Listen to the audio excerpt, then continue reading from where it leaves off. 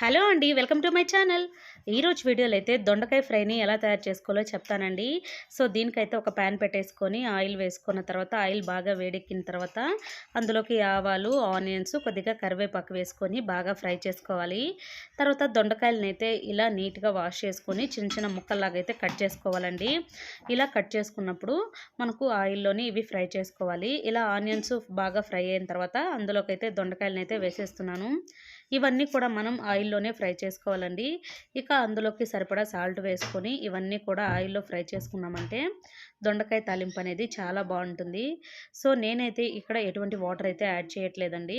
ఇక ఇవన్నీ కూడా చూసారు కదా! ఆయిల్‌లోనే బాగా మగ్గుతూ ఉన్నాయి. ఇంకా మనకు ఇంకా లైట్‌గా కావాలనుకుంటే కూడా ఎక్కువసేపు ఇలా ఆయిల్‌లోనే ఫ్రై చేసుకోవచ్చు.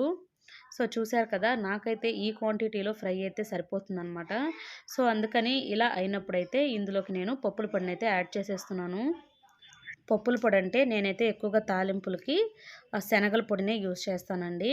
సో, ఇదైతే వేసేసుకొని ఒక 10 నిమిషాలు అలా ఫ్లేమ్‌లో పెట్టుకున్నామంటే మనకైతే ఎంతో రెడీగా టేస్టీగా దొండకాయ ఫ్రై అయితే రెడీ అయిపోతుంది. వీడియో నచ్చితే లైక్ చేయండి.